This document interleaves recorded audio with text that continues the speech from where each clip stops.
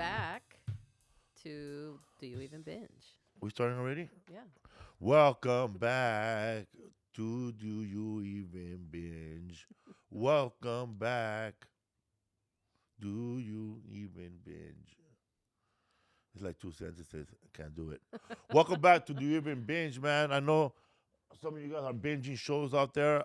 Don't forget to subscribe and share. And if you're like at an Apple store or any place with a laptop, just go to YouTube, man. Subscribe, bro, and we're gonna send you a T-shirt, a sippy cup of Do You Even Binge? Sippy cup. It's like a little sippy cup, the old ones, Yeah, we need some mugs. Universal. That used to be like my thing, man. When I used to go to Universal Studios, Oh, you mean with the plastic straw that has all the bumps on it? yeah. Yeah, Remember ripcord we straw. went last year for my birthday, and they were having their anniversary, Yeah. and I told you that they used to have a big 32 ouncer sippy soda, and right on the front it had jaws like this. Sippy soda. But now, back then, you buy one big 32 ouncer when I was a kid, and it was over. That's it. That was it, man. That was it. The rest was your dad would just tell you to put water in it and go ask for ice. All around Universal. Yeah, that one soda, a 32 ounce, you'd have to feed all your siblings with that. But one now, since soda. we're so fat, if you buy that one, you can refill it for $1 all day. Yeah. These deals. I wish I had that one. Yeah. These deals were made for your dad. Yeah. So yeah, welcome back, man, to Do You Even Binge? If you're binging something that we don't know, write it down right now. You know who you are, Joanna. I'll write it down and let us know what you're binging, and maybe we'll get to it Yeah, if we have a chance. we have a lot of the regulars from What's a Fool and History for Fools. Ramon's in there. Jesus was in there a couple times. I saw Steve Otero. You know what I like to Joanna. watch when I see people who listen Susie. to this Sorry. podcast Uh-huh. or History for Fools or What's a Fool. Then you see them on other podcasts, like you see them on Be Real TV, or you see them on George Perez Stories, or sometimes you might go to Be Real TV and find out that one of our listeners actually banned from that page. Because I guess some of our followers, listeners, this is like the relaxation podcast. Our Do You Even Binge is like, and History for Fools is like, where they just come here to relax and get away from politics and memes. But then you go to them when they're over there on the tinfoil hat podcast. They're making up conspiracies in the They're over chat. there going, yeah, that's what you're talking about. This is finally the podcast that tells the truth. But then over here they go back to violin music and, oh yeah, I'm also watching Friends and Neighbors. Yeah, we have to watch Friends and Neighbors. That was probably the most popular one that everybody said that they were binging. So we'll watch that later. I'm staring at the Warriors right there. Can I just mention something about the Warriors? We need to put that on our wall Yeah. of fame. Can I mention about the movie The Warriors? Mm-hmm. I went in a rabbit hole once after watching the movie on the plane, and then I had YouTube on my other phone, and I found out that Robert Townsend, one of the comedian Robert Townsend, he was an extra in The Warriors as one of the baseball furies. Yeah. His makeup is the one that's half red and half blue. And you could tell like he's smaller than everybody. How old was he, you think? Oh man, he's probably teenager a then. young comic back Probably then. a teenager, probably. A teenager. He probably heard, come on man, y'all want to be in this movie? And he probably just signed up for it. But when they're running, he's like the fifth guy in the back. But so many, one day we'll watch this movie and hopefully we'll get on Patreon and pause it and go, man, that's the guy right there. Yeah, we should do that. We should also, if we go to Patreon. Well, I want to talk about Robert Townsend, the Hollywood Shuffle, and that the whole new era of black comedy. When we were coming up, He OG'd. That and I'm gonna get you sucker. I'm gonna get you sucker. I love And that. there was another one He's around that speaking. same night. Huh? Yeah. Oh wow. He does a lot of those. Should get him one day. And he directed. He had the TV show, right? Parenthood, right? And then I think he directed a lot of other episodes of Family. Meteor Man. He was a Meteor Man. Well, don't forget Meteor Man. Yeah. Yeah. So I don't know what we were talking about. We're talking about Do You Even Binge? Oh yeah, We're talking about this and weekend. yes, what people were. Yeah. We're What talking people, about our well, we were photos, talking too. about what people were binging saying they binged in the Yeah. comments. Yeah. Oh yeah, we never introduced. Did we start to introduce this last week? I can't remember. We had the other one up here, but we took it down temporarily because we had Boy with Apple. Boy with Apple. That's from Grand Budapest Hotel. But this here is behind Felipe's head is the alternate world logo of our podcast. That's a TV stand. It kind of looks like a van though too. Yeah. But that was done by that girl Chile, Melissa, who used to help with engineering on the podcast. You know, people who like vintage stuff, they always see this black and white or color TV, and they always get excited about it, but they have no idea that if you don't have an antenna on the roof, this is going to be the shittiest TV to look at. Hell yeah. Even now, there's digital signals. There aren't even really airwaves like projected anymore. Did you ever go to somebody's broadcast house anymore. that they had a black and white television, 19-inch, but it looked my really house. good? No. All the channels were good? Oh, well, I saw that when cable came around. People had cable on their Yeah. black and white TV. I've seen that before. Yeah, Old growing up, grandparents. No, nothing against CBS, but we didn't have no antenna, so CBS never came in good. So might as well, that could be one of those channels that we're never gonna watch. Like channels, CBS came in good only at nighttime, so we were able to watch Dukes of Hazzard. Mm-hmm. But anything before that, Guiding Light, nope. Guiding Light. Yeah, Oh, I love I those didn't really venture televisions, by to the way. CBS much myself. But I always felt like CBS had all the old people shows. You know, it was very old people-ish. Very old.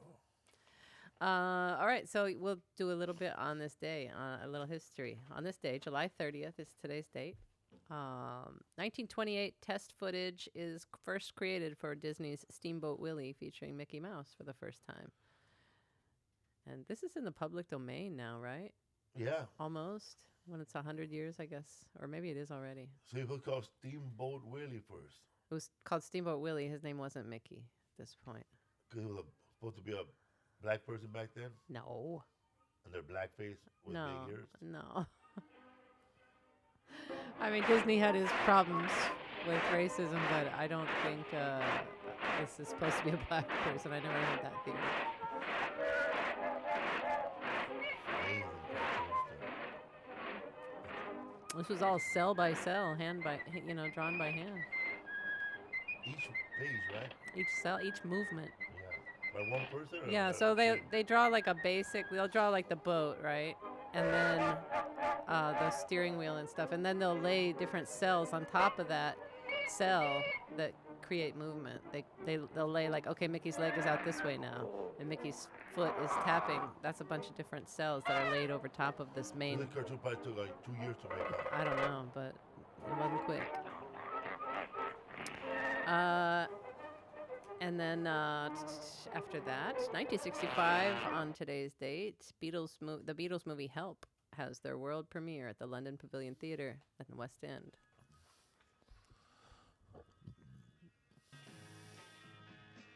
I saw that movie on Channel 13, KCOP. Yeah, PBS showed they might have had some rights to air this No, we had quite a bit when we were younger. We had the remake. We saw it like in the 80s. Did you ever watch that one movie called Hard Day's Night? Hard Day's Night? Yeah. I love Hard Day's Night. We saw that on the same channel. That's the one where the girl, it's about the fans, right? Yeah. That were obsessed with them, and they Yeah. try to sneak it to the hotel. It had that Eddie Deason in it, too. Yeah. Actually, I didn't see this one.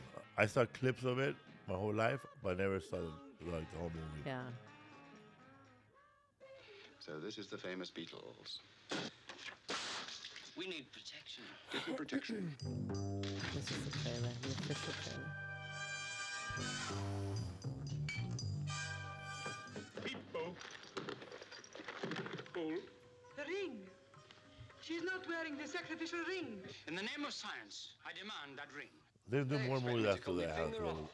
They did another one. They did Hard Day's Night and Help, but that was pretty much it. For a finger, eh? Hands up.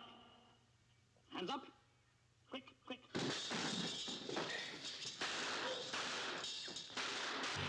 But Elvis was probably first in terms of showcasing his music in movies, right?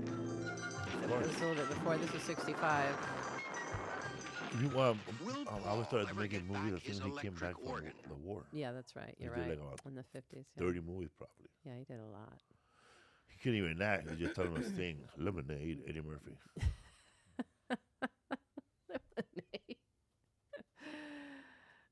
Yeah, he did. He did Jailhouse Rock, and then he did that one. He did Blue Hawaii. So many things. What was the plot of most of these movies? I don't even know. I think My mom he losing comes her- to town. Like he's always a troublemaker coming to town, or he's a stranger in town, or something. I don't really know. And then he wows everybody with some singing. 31 films That's in close. 13 I said years 30. that Elvis did. That's crazy. Oh yeah, he did a Western. That's insane.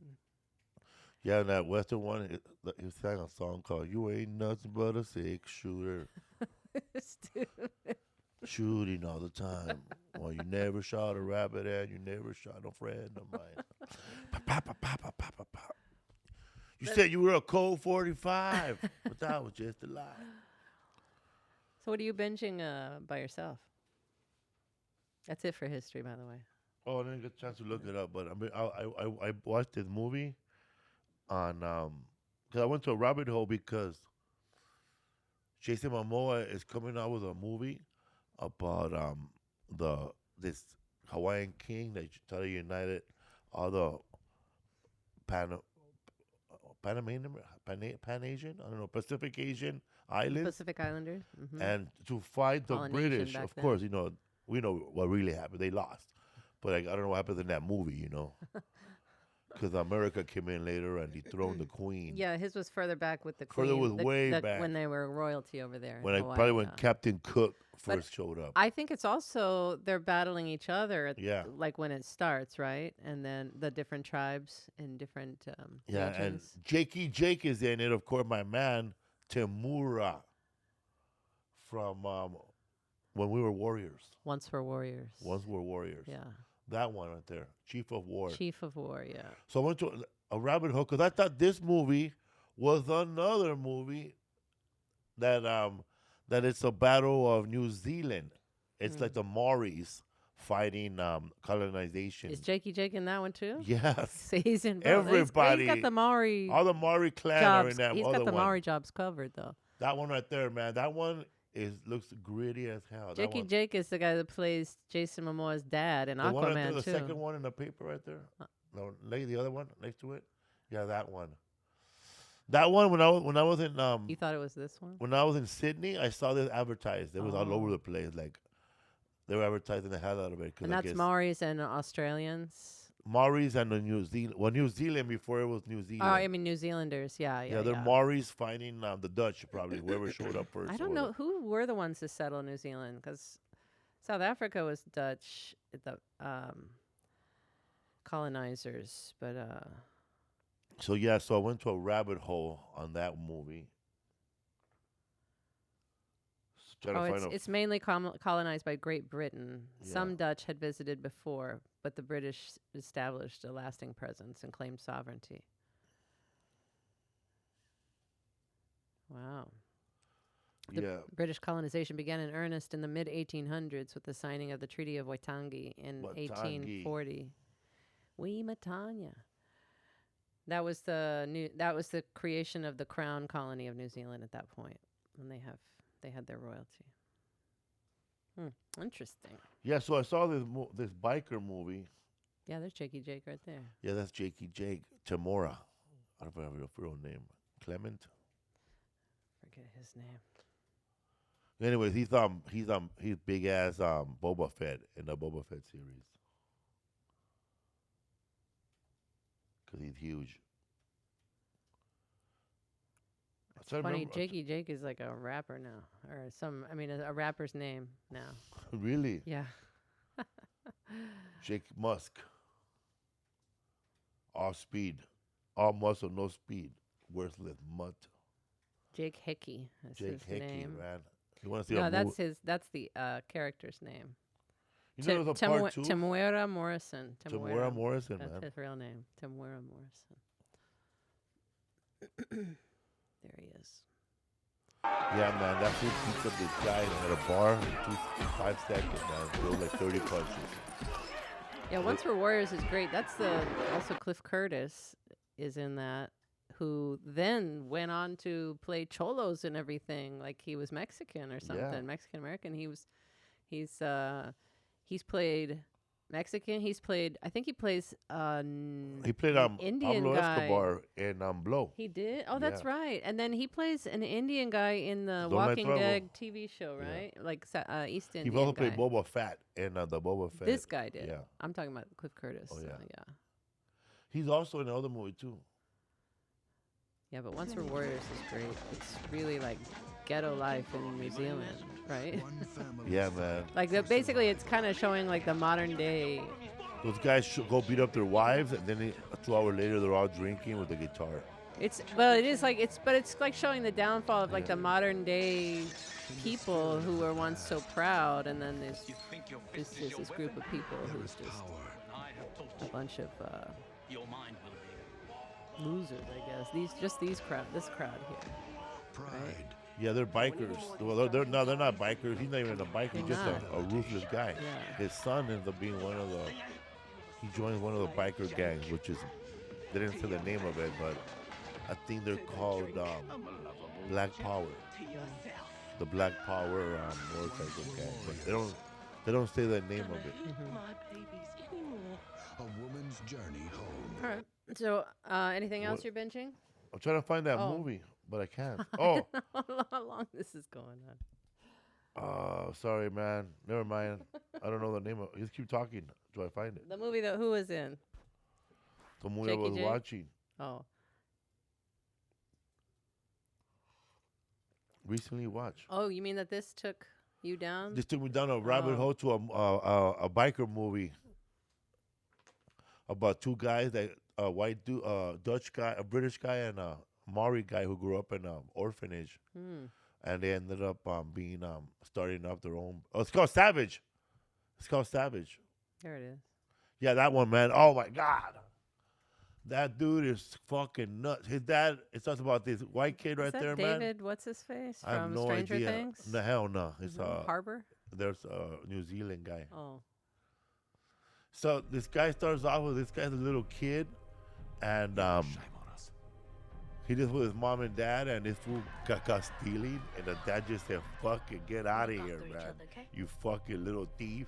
And he just kicked the fool out of the house, and he went to an orphanage, and he hooks up with the guy with a bandana back there, and they start fucking shit up since they were 12, man. And they fucking start this motorcycle gang called Savages. Those guys saw a biker guy pass by, and they started their own.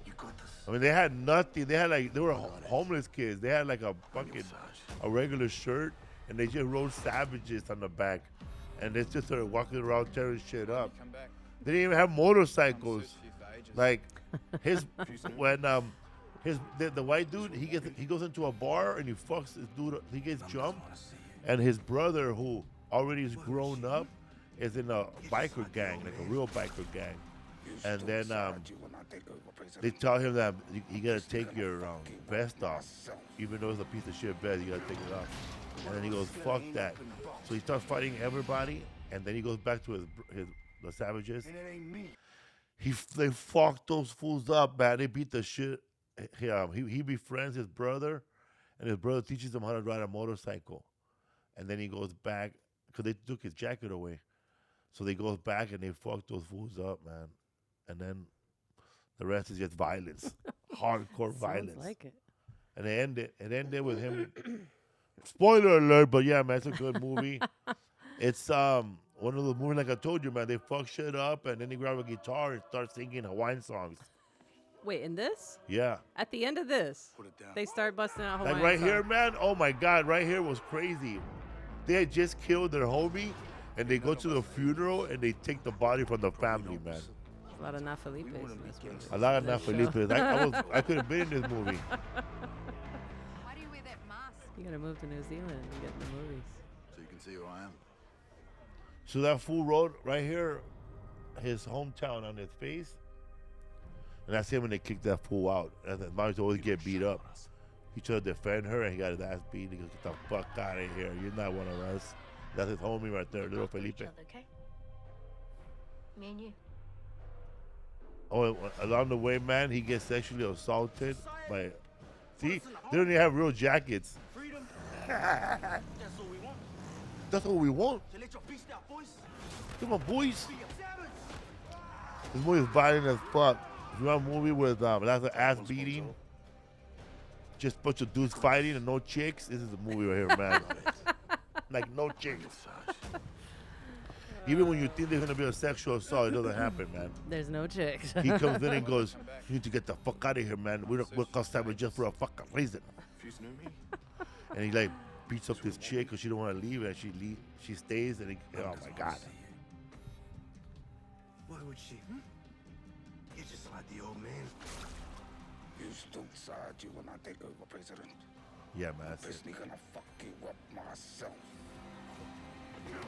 Yeah, man. That movie was fucking crazy.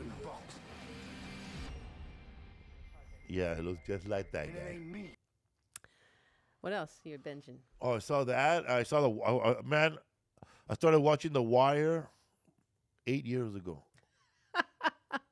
and I went to season 1 right away. But once season 2 started, with totally different characters from season 1, like for real. Like this guy right here in the front cover, I saw him for the first time, and on season 2, and I thought, okay, Because it's focusing on different sides of Baltimore. Baltimore's drug problem, right? yeah. So drug season and 2 is gang about problem. the docks and the union, and just losing power. And then they go back to the neighborhood, but it was yeah, man. Man, if you like gay scenes, man, with like if you're into like African American men having sex, this is your show, man. That's Like what happens on The this Wire? is your show. You know what? I never heard this in all the reviews. Just quote Omar scenes, and then you got it right there, man. Omar scenes, because this guy gives you like if you're like if you're a gay man who also likes action, just watch all the Omar action scenes, because Omar is like a vigilante who only robs drug dealers with his little twink next to him, and he's very He's fresh out of prison, right? yeah, and he's very Back on the very streets. very like you root for this guy, because there's a scene where this guy wants to have sex with him, and then he looks at him and goes, "I told you, motherfucker, I don't mess with boys. We're here to do business," and they just start robbing people, but he never has sex with him. So right there, man, he just cuddles him like he really likes him as his son. But they're both gay. It's just like if you want like a crazy thug love story, man, watch The Wire. There are gay thugs out there. There are. Yeah, man. There's no denying. But yeah, man, like I can't believe people always talk about The Wire, man. And I've never heard this They forget to mentioned. focus on this part, man. Even when he died, when Michael Williams, that's his name, right? Michael Williams, when he died. And they didn't even focus never on them, like, mentioned because that guy, that, yeah. they got robbed by Omar, right? Oh, but actually, they don't know that Omar does all this stuff on the side. That's why Yeah. nobody ever says, "Man, y'all gonna let this gay motherfucker rob your ass?" Like, not one time that they mentioned it. Nobody utters those words, at least in season 1, because they don't know he's gay. Yeah. It's all under the wire. Under the Wire. Yeah, man. But I was done already, season 1, season 2. And So they you- always show that kid from that kid from Black he's not from Wakanda, he's anti-Wakanda. Apollo. What's his name? Oh, Michael B. Jordan. Hmm. Michael B. Jordan is all up on the season 1. But according to TikTok, they act like he was in all the episodes. He was in every season. He was gone by episode 5. Anyway, but he's really good actor, man. Like how old he is? That's 8, 9 years old, 12. In this Well, show, yeah. oh my God, he's a good actor. And, What year was the Wire first episode? Do you know? 1997. Yeah, because he I think. was on All My Children as Reggie. That's how I knew him, was as Reggie on All My Children. He was probably 15 or 16 when he was on there. It was probably right after this is when he got his role in All My Children. Also, it's too ridiculous, man, when they focus on the doc people. Like, there's this guy, Italian guy, who buys a $2,000 suit, bro, just to sell crack in the corner. I don't know. His coat. Well, he's an idiot. It's unbelievable. Well, he's an idiot, though, Yeah. right? That guy. I've only been partly I had watching that cornrows over like your that, by the shoulder. way, the way he has them right there. And then and somebody told me I look like Queen Latifah and set it off. So that was the end of my cornrows. You want to show the Queen Latifah and set it off? She does Yeah, it right, man. Felipe. That was me right there, man. What you looking at, fool? What you know I'm local. So that's what I binged. That's what you binge. Well, what I binged was way Oh. different from what you binged. One What? more. What? I also saw the Monday Night Football yeah. starring John Turturro, Nick Turturro, because you got to throw your brother a bone. And that's all the names I can remember. And he plays Howard Cosell. And this is, if you want to know later on my other show, we'll talk about the history of Monday Night Football. But basically, this movie gives you a brief history of Monday Night Football. And man, they party. They thought it was going to fail on Yeah. TV. It's simple. You've seen the cowboy movies? You wear the white hat. Also, this director right here, his name is Chet. What was his name? I think you said Fontaine or Fonte. There it is, Fonte. What? Fonte. Fonte what? Chet. You said Chet. Oh, thank you. You said it right. Chet Fonte right there is played by Nick Turturro, and he plays the director of Monday Night Football. Camera angles, get inside the coin toss. All this stuff was never done before he came in. They came in and told him, "Look, listen, man, we're gonna give you as many cameras as you want to cover this game. I want it to be like Hollywood. I want it to be like Luster." He put in cameras real close so you can feel the hits. Coin toss. Later on, they added a wire for the camera, but man, whatever you see on television, this guy did it, bro. And also, he was a degenerate gambler. He used to bring in prostitutes right there. He was always gambling. One time they told him, "Hey, man, motherfucker, I'm not gonna charge you extra for that bet, but I don't want you to bet no more in New York. I don't want you to bet anywhere on games." So he will send Howard Cosell to make the bet for him. Oh, Howard made the bets for him? Yeah. Damn. Anyway, I don't know what happened to him, but that guy should have his own movie. Anyway, that's enough. I thought you said he killed himself. I don't know. I made it up earlier. Oh, you made it up? I think I did. Anyway, so Nick Turturro kills it as that guy. So does John Turturro as Howard Cosell. Maybe it was too much Howard. I felt like it was a little too hard to take him. I didn't watch that one. I saw you watching it. Did you feel the same? Yeah, it's a little Wasn't it too much heavy, Howard? too much Howard. I don't know. I didn't watch that many years of Howard Cosell neither. footage, so I don't know. But it felt like a really heavy caricature almost. With the scene when there's supposed to be him and his wife, they're trying to take me away from the show, babe. Oh no! Did she respond like that? Oh no, Howard! Say it isn't so. They're trying to bring in the jocks. They're bringing in OJ, and I'm so sad, Howard. yeah, it was. I don't know what to say. Yeah, it was like that. All right. Well, I binged something completely different from all your macho shit. I binged. It was macho shit? Random violence and Monday Night Football. Oh, that's right. Yeah, and right. The Yeah. Wire, gay sex. Like, okay.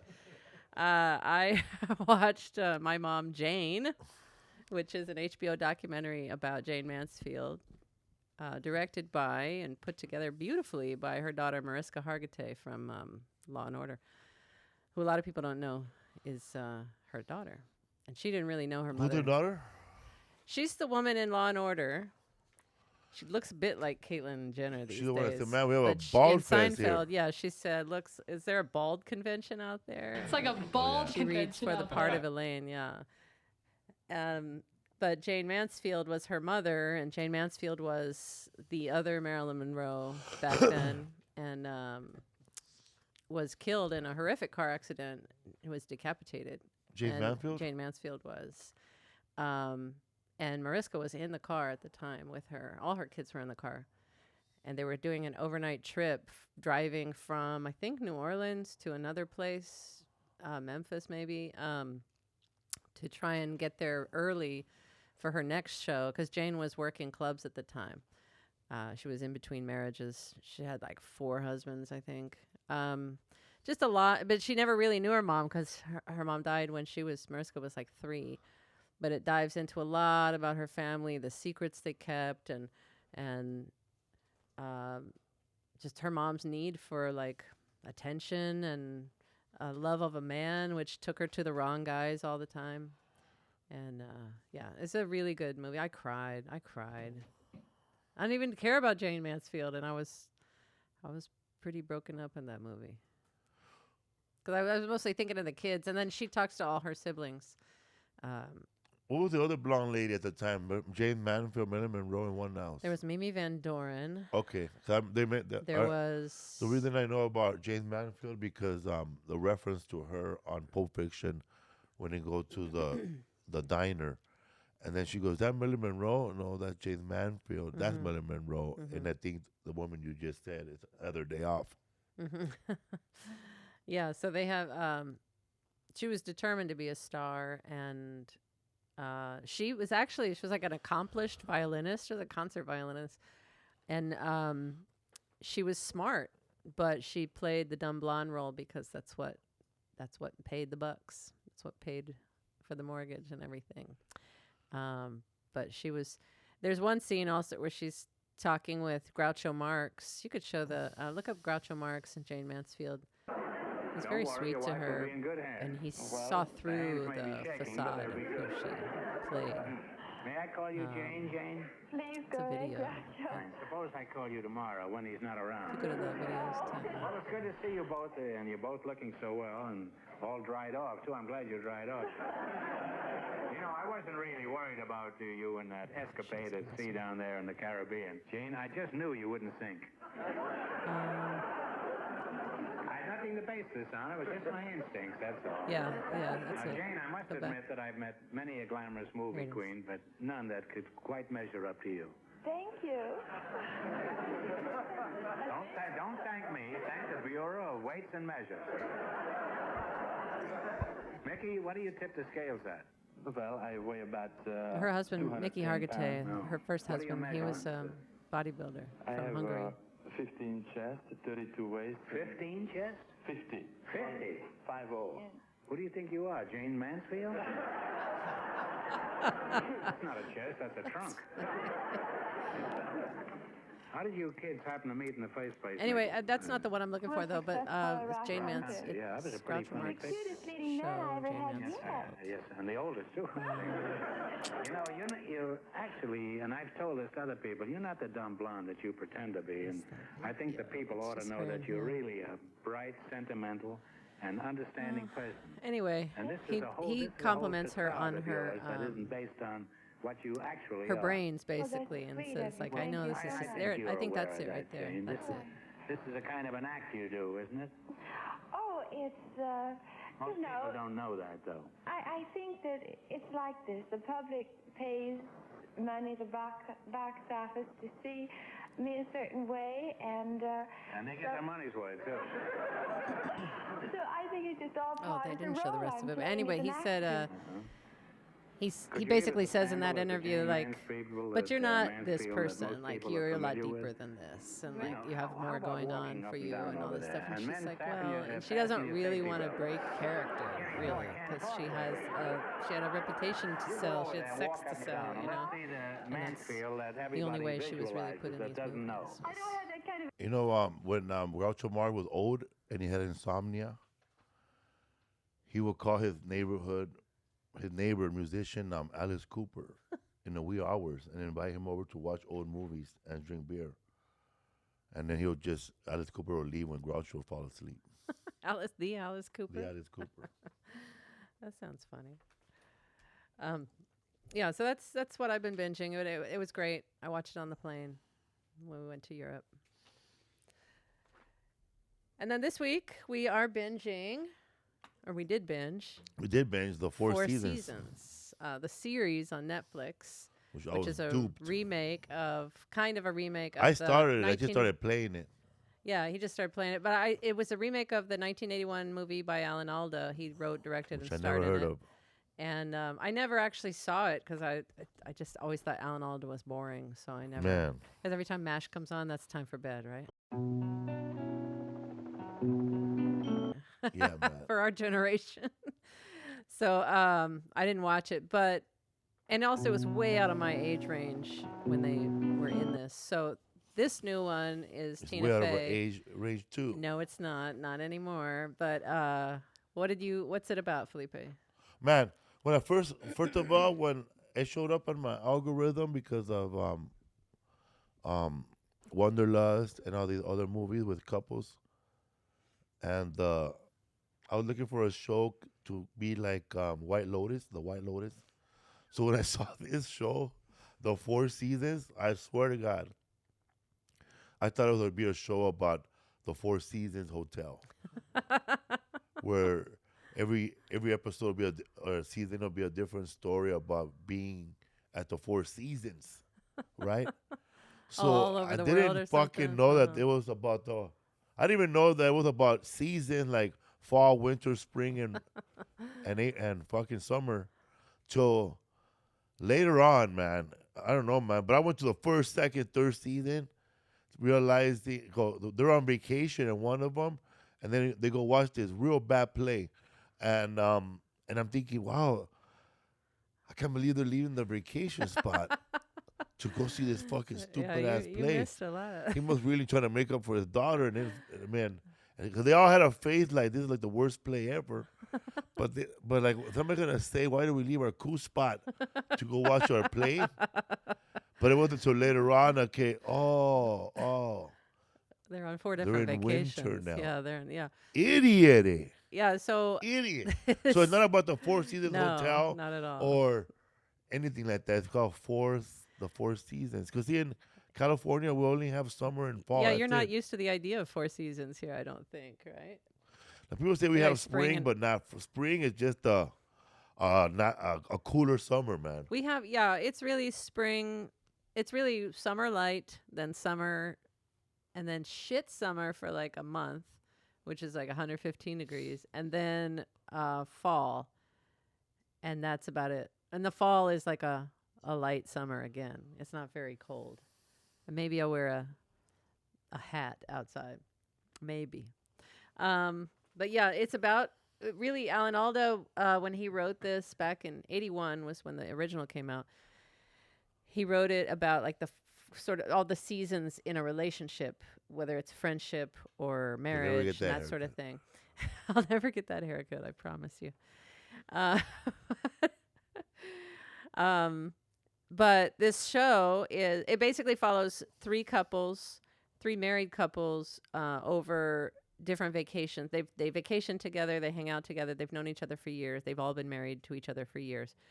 In this show, Tina Fey and Will Forte are together. On this show, you can see Steve Omar Carell.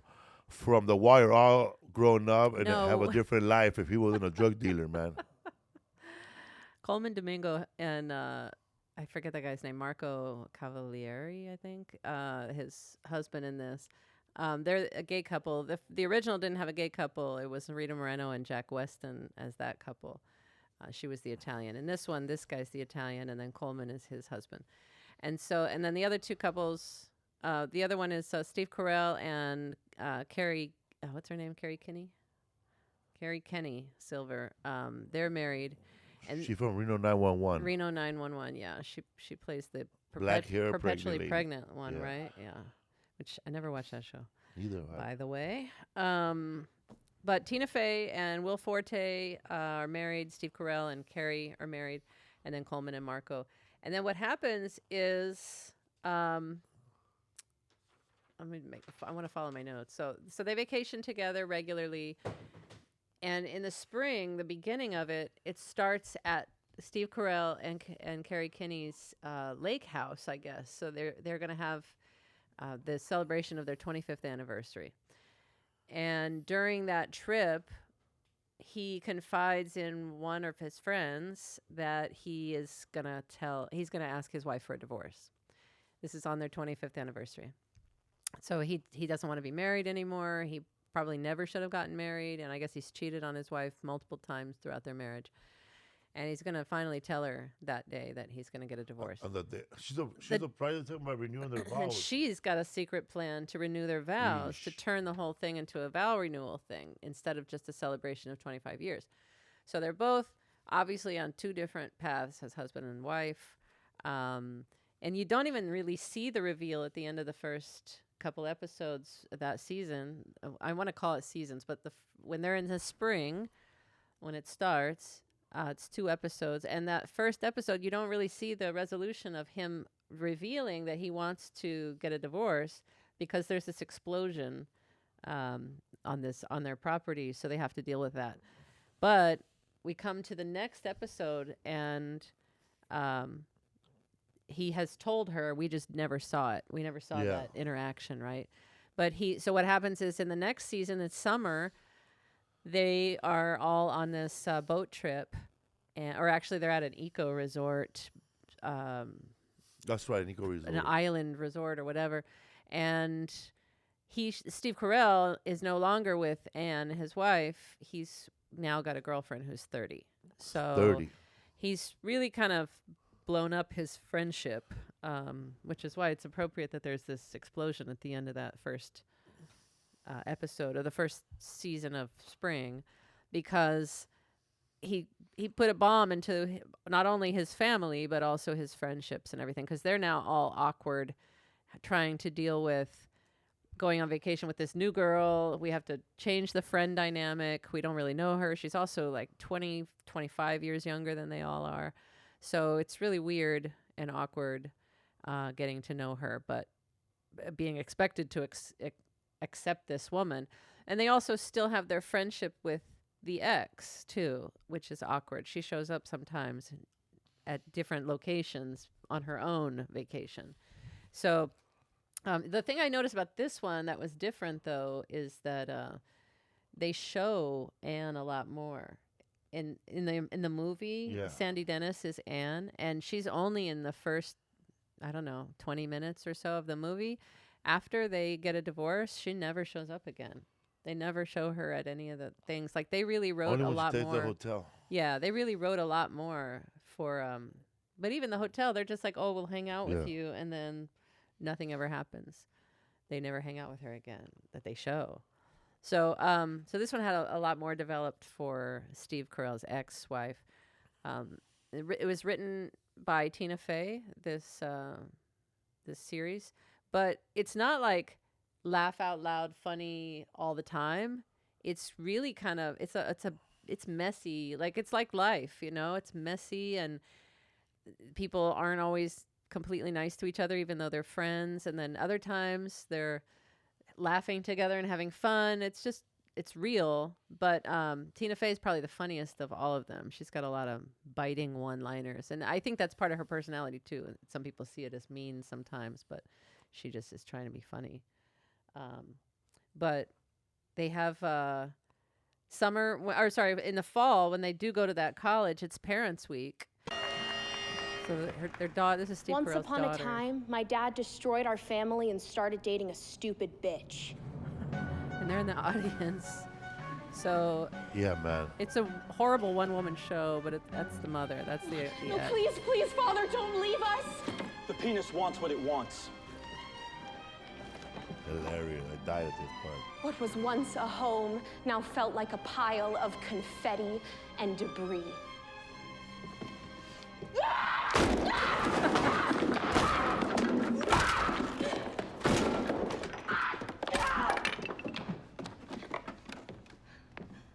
Anyway, it's a bad play, but it's all about how the messy her aftermath anger, of your basically, practical joke towards Steve Carell for your messing up their absence family. left me with only my if tears I was a dad, as companions. I would call her play me.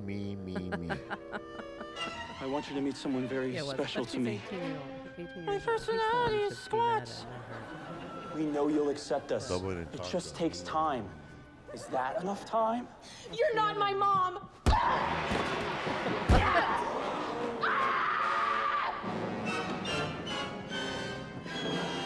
Never mind, move on. Okay, I don't get it. How's it a double entendre? I don't know what double entendre is, maybe. Ha ha. Anyway, that's pretty much it. I don't want to give too many spoilers away because it's still new. I think it came out 3 months ago, and it's hard to find a lot of clips Season for 2. this. There is a season 2. They got renewed for season 2. I don't know how that's gonna work, but it'll have to have. I guess we'll see where their lives are at that point, because there is a question of whether Jack and Kate, which is Tina Fey and Will Forte's characters, whether they are gonna last. Or Colman Domingo and Marco, whether they're going to last, because they were having their own battle. And the thing is, like, this is marriage in your 50s, basically, 40s and 50s, because it's like, it's not always pretty and fun and easy, and, you know, and you get tired of each other's bullshit sometimes. And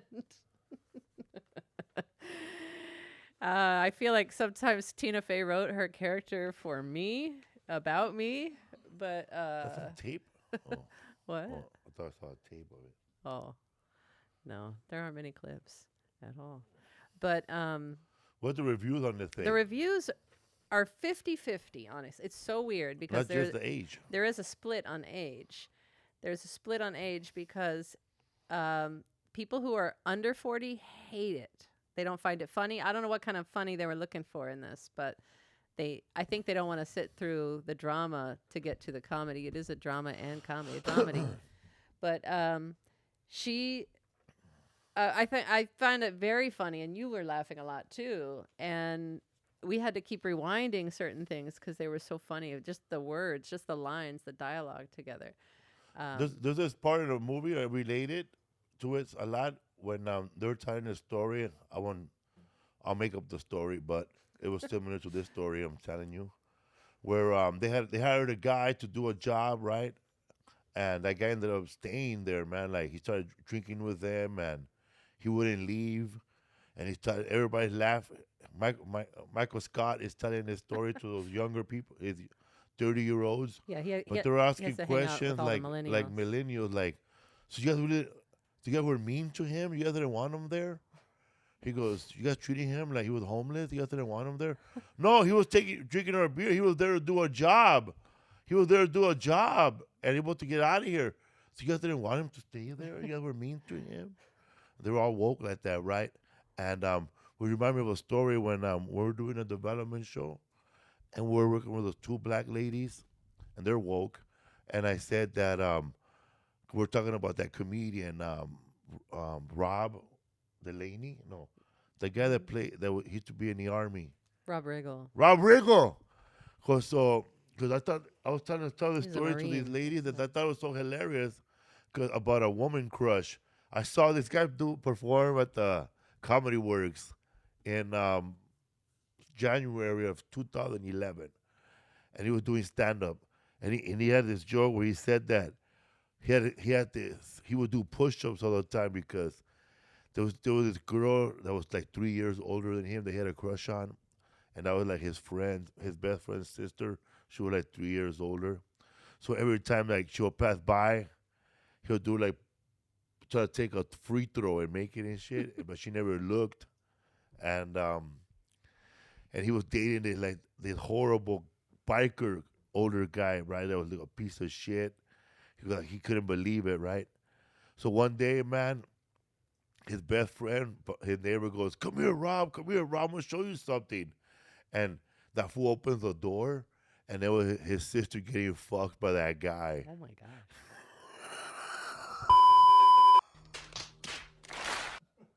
Surprise, motherfucker. How does that story relate to what we're talking about? And I laughed so hard because he said afterwards, he goes, we're still best friends, but like he just crushed my dreams with one when he opened that door, like my flower, like the woman that I started doing push-ups for, the woman I learned free throws for, was having sex with a slob. Anyway, so how does that relate to what we were talking about? So I'm telling this story because I thought it was hilarious, and Rob Dirk thought it was, what was it, Rob? Rob Riggle? Rob Riggle thought it was hilarious to do it as a stand-up bit, and he's Uh-huh. telling it as a stand-up bit. So as a fan, I'm watching it dying, right? And so when I told that story to those two black ladies, they looked at me like dumbfounded, like, why would I think that is funny at all? And it goes back to when Michael Scott's character was telling a story about the guy staying too long, and those woke people were really scared about treating him as he was a mean person. Yeah, they didn't like that. But I think the bigger punchline is that they didn't know who Kenny Loggins was, because that's how he ends the story. He ends the story that guy who hung out there was Kenny Loggins' cousin. But to me, the funniest part was not the Kenny Loggins, was the reaction, because when they're going back to the story when they're telling each other, Tina Fey and them, they're dying at every single part. Yeah. Well, they all experienced it, Yeah, too. they experienced it. It's all their story. Because they're older. Yeah, but the punchline at the end is that he was on his way to go to his cousin's house, Kenny Loggins, and they all just sat there like they didn't know who Kenny Loggins was. So there was just like a fell on deaf ears. They didn't get it. Yeah. They were bothered along the way with the story, but yeah, it fell apart when he said Kenny Loggins. They were like, we don't know who that is. What? Nothing. And that's it? That's it. That's all I have on that. Okay. Anyway, the comments were that people liked it if they were over 40. Honestly, most people over 40 liked it. They loved it. They thought it was hilarious. Or if they had been in a long relationship. But the other people who didn't like it, they're always under 40. That's the comment. And they felt it wasn't a comedy, but it is funny. It's just kind of in a mean way. There were some funny things in, like, barbs being tossed back and forth in their conversations, like insulting each other and that sort of thing. Very funny. That's it. I know there was no Barb directed at Tina Fey. Well, she was the barb giver most of the Yeah, time. but she didn't get any of it. I thought that was like, she should have got some of it too. Like, I had some good ones for her. You know what I mean? Like, a good comebacks. Like I could have said if I was that guy when she opened her mouth like that. Okay. But I'm just saying, the Barb were not directly Well, that's at because everybody. her husband. Well, most of her barbs are about her husband, and that's kind of what Colman Domingo's point is, because they have a little falling out at one point, because she makes a jab at his husband, and he's like, "Hey, you can't talk about my husband that way. Like, we have some boundaries. You can joke about your husband, but you know that I'm complaining to you as a husband, but I don't need you to throw in your complaints about my husband too." You know, so I think it was kind of putting her in her place. And she said she messed up twice and learned her lesson. Well, she didn't learn her lesson the first time, but the second time she realized she pissed him off a lot. But she messed up when she told the story, the private story about, not private story, but the embarrassing story about Will Forte, right? When you dookie in your pants. Poop in his pants. She told this story, and then he was mad that she told that to everybody. But mostly he was mad because there was a 30-year-old girl at the table, and he was kind of embarrassed because of that. Yes. That's not a spoiler alert. That shit was the funniest part of the whole movie. Because I ever heard Dookie in a long ass time. Yeah, that scene does not exist on clips. Did Colman Domingo play that lawyer for OJ? No, that's Sterling K. Brown. Damn, I was all wrong. Actually, that was Clancy Brown. Wait a minute. Hang on, because Sterling K. Brown played Chris Darden, didn't he? I'm wrong. He played Christopher Darden, yeah. He played the prosecutor. The other guy, I can't remember who played Johnny Cochran. I can't remember his name. I want to say Clancy, but that's not his name. It's outrageous, egregious, preposterous. It's definitely preposterous. Anyway, that's another good movie, by the way, The People versus O.J. Simpson. Perfect casting in all that. Perfect. You got somewhere to be? No way. Okay, I got a game for you. That's it. And then we'll be done. I do have I gotta go to my toe doctor at 1. Toe doctor. I did not laugh I don't want At what? any comments from you right now.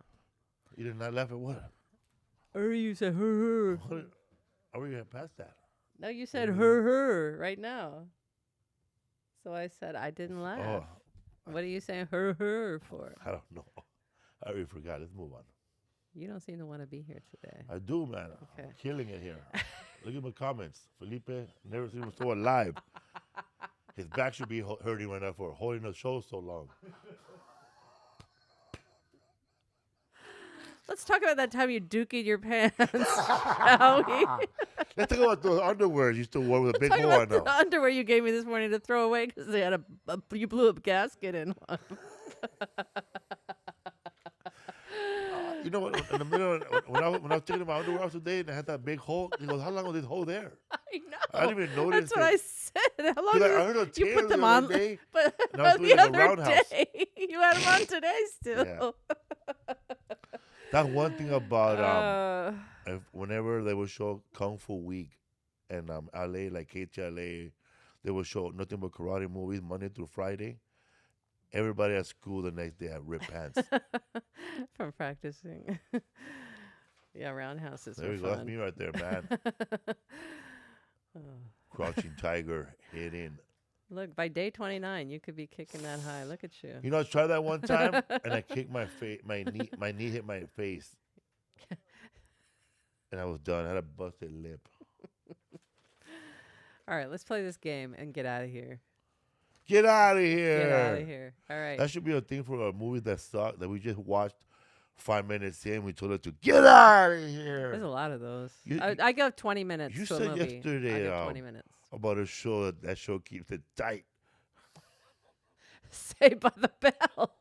No, because we stumbled upon Saved Oh by the my Bell, God. the Chicano episode. Lisa Chicano Studies stumbled episode. upon the episode Yeah, you'd of never seen Mario it. Lopez realizing he's You Mexican. could have made 5 memes out of this for Mario Lopez to share about him not making an acknowledgement about ICE and all that stuff when all that was going down. With that video to them. There were so many clips from that. They could. He was like, he was like. It was so funny because Zach at one point says, "When did you become Chicano?" Or no, he said, "Oh, he was mad because he wanted to go to this." Slater wanted to go to this Chicano Studies rally. They're going to do a protest to try and get a Chicano Studies class in their college. This is the college years, by the way. And then he was mad. Zach was mad because they were supposed. That's the same weekend they were supposed to go to Lake Tahoe with these chicks. And he's like, "Why do you have to pick this weekend to become Chicano?" And he's like, "I've always been Chicano. You just haven't noticed." And then he walks out. Everybody's like, "Ooh." Right? But then later, the girl asked him like what his last name was. He said Slater. She said, "No, that's an Anglo name. What's your real name?" And then he finds out his name was Sanchez, and his dad changed his name. What's your real name? Slater. Albert Clifford Slater. And it was a lot of stuff. And then but go to the second row, the guy in the pink shirt. That guy, by the way, I never watched this Saved by the Bell college years, but I guess this guy is some former football player, but he has come back to go to school again, you know? He's a little older than them. But you don't go live in the dorms when you go back to school as an adult. And he lives in the dorms around these guys. And then he's like, "Oh, me and Zach got to do a book report." What? It's so odd. It's weird, It old was man. the weirdest thing. Ogre but right there. Anyway, yeah, but we were on another episode, and I was like, "Yeah, we're two stories from the one I was telling you about." I said, "Saved by the Bell keeps it tight." Anyway, they have such a formula on that show. It's 20 minutes. Sad. All right, let's go play this game. We're gonna show you some houses, and you tell us what show or movie. That's my man from Bloodsport. That's not Lyle Alzado, is it? Oh, that's Psycho. That's Psycho. Universal yes. Studios. Yeah. That's the house on fucking Home Alone. Home Alone, very good. I forgot the name of the town. Winnetka. Oh, it's in Chicago. Winnetka. Yeah, right outside Chicago. That's Family Guy. Sometimes the Family Guy building has an extra building, but this one doesn't. On the I back. never noticed. Yeah. That's Brady Bunch. Brady Bunch. Very good. That's here in the valley somewhere. Yeah, it's Sherman Oaks, I think. Yeah. And it was sold. The inside was recent. Okay, so this is only been used for the facade of Brady Bunch. The inside don't look the same? The inside did not used to look the same, except I think it was HGTV or somebody bought it and renovated the inside completely to now look exactly like the house on the show. Wow. So the sunken living room, wow. Oh, man, I love that house. I love the staircase. I love the kitchen. I love the Jack and Jill bathroom between the boys' and girls' bedrooms. I loved every part of it, but it never existed, of course.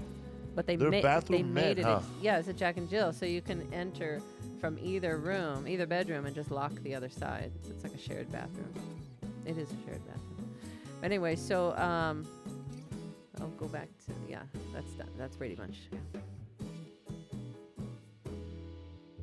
Is that the house from Beverly Hills Cop?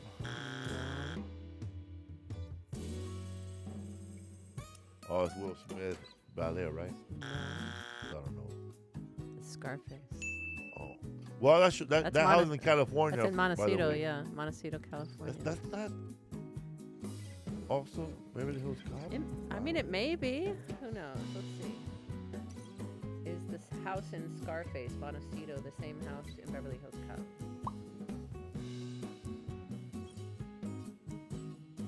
No, okay. Beverly Hills Cop Mansion is on Channel Road in Santa Monica. And that's the same house from The Godfather, probably, which we're going to do here. Which one? The Scarface Mansion? Yeah. Maybe, I'm not sure. No, the one from Beverly Hills Cop. What? Oh, the final shootout. So what house did they show me? They said...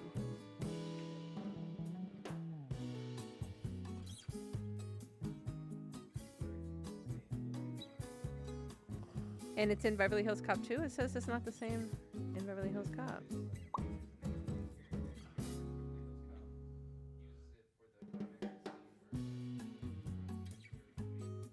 I knew it. Well, so what are they talking about with this address here? Because they said the Beverly Hills Cop estate is 609 East Channel Road in Santa Monica, this one. Same house. I don't know. That's a different house, though, than the Montecito one. The one in Montecito one, that's Sosa's house. That's the guy from Venezuela. His house is there. What's the name of the drug dealer that Tony Montana buys his drugs from? Yeah, the F. Murray Abraham character. No, not him. No, Not him. I don't know. The guy that lives in Colombia or Bolivia, Omar Suarez is no. The one he buys drugs from in Scarface is his house is in Montecito. Robert Loggia? No, not Robert Loggia. He goes to when he goes to Bolivia and he meets with a guy. Don't ever fuck me, Tony.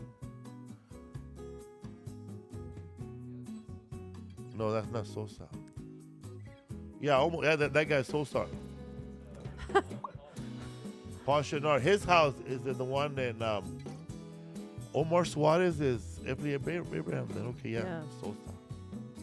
His house is in Venice in Montecito, I think. His big old mansion, but they made it look like it's in Bolivia. Or look it up. Look what up. Omar that guy's name. What's his name? Alejandro Sosa? Alejandro Sosa's house in Scarface. Where was it at?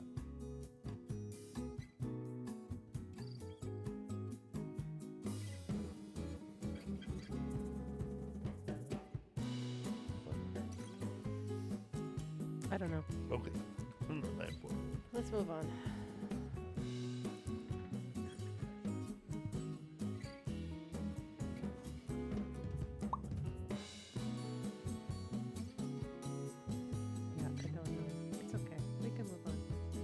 Scarface, Sosa's house. Where is it shot at?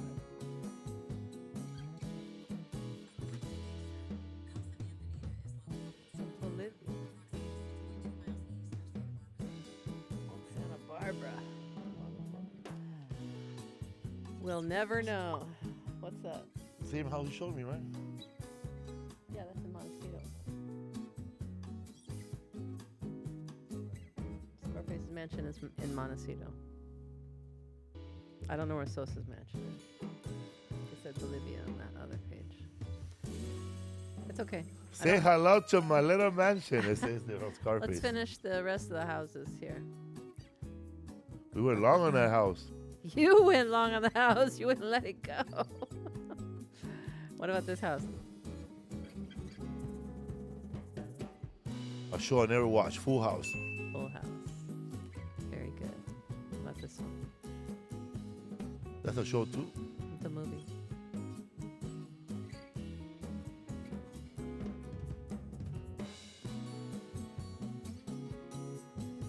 A more recent movie. That's the movie with those Korean people? Yes. Yeah, I know the name. Parasite. Parasite. Yeah. I love that house.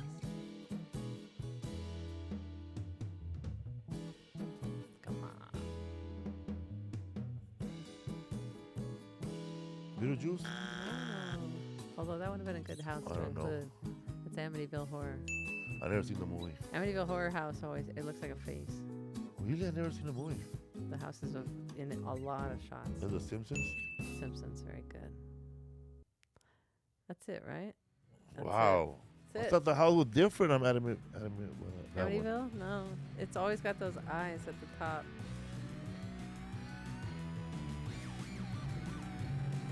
That's Do you it. even binge? Do you even binge? Okay, I think we both deserve a nap. All right, let's take a short break. The energy of this episode. The Amityville Horror House. That's the one that says, "Get out." Does it talk? I don't think it talks. There's lots of stuff. There's like blood in the toilets, flies all over the kitchen. I had a fly moment when I was in my first apartment after high school.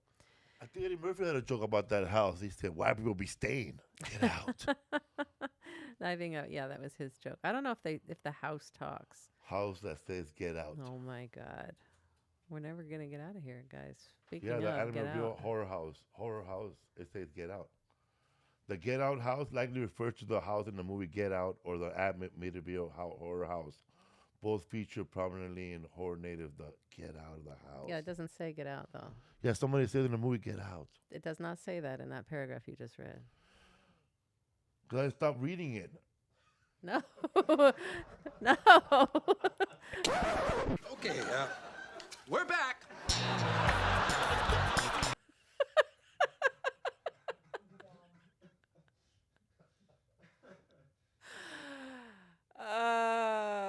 You're killing me, Larry.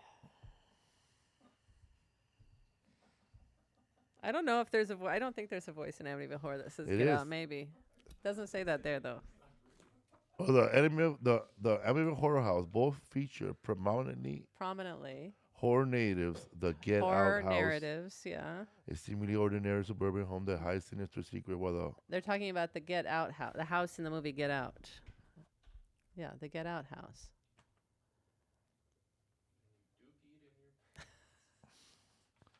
For real, man. Eddie Murphy would not write a joke about a house that doesn't say "Get Out." Well, it might be, but it doesn't say that there. No, but I'm saying the house does talk and says "Get out," and they don't leave. Does the Amityville Horror House talk? Somebody in the house says "Get out." Doesn't actually talk. AI says it does. This AI telling me no. It might be, but Who says "Get out" in the movie Amityville Horror?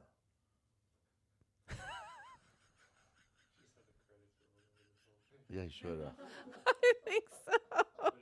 Let's have the theme song start around now. I said in a mobile. The Amityville Horror House does not actually talk. Get out. The claims of the paranormal phenomena, they hear different things. Eddie Murphy's joke, "Get out." I know the joke. I know. It comes from somewhere. I'm not sure it's this. The flies. I had this fly problem when I was in my first apartment. I thought demons were coming next. I really did. In 1983, stand-up special Delirious, Eddie Murphy joked about white people in horror movies often stay in haunted houses even when the ghost tells them to get out. I know the joke. I'm not denying the joke. I just don't. This is the movie? Yes, we're watching it right now. The He voices said are in there. The buzz out. voices are in his head, I think. So there ain't no bees? No, they're flies.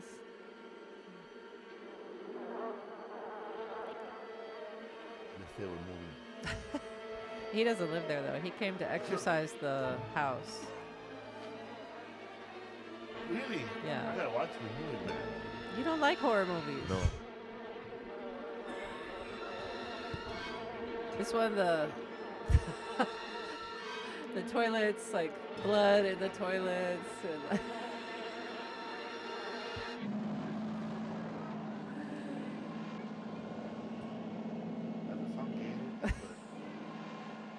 I don't know why he doesn't get out. Why don't you get out? Is he paralyzed by? I think he's supposed to be praying. He's praying these flies away.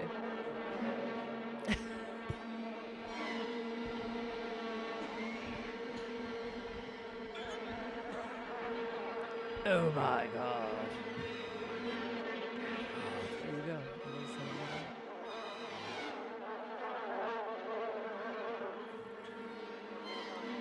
There it is. Told you. Yep. Get out. Get out. 1979, too busy watching Exorcist, and I was done. Yeah, it has a very Exorcist feeling. That's James Brolin in that. Rolling. Yeah, Josh's dad. Do you even binge? All right, bye everybody. Hope you enjoyed whatever that was at the ending. Get out. Who's Josh?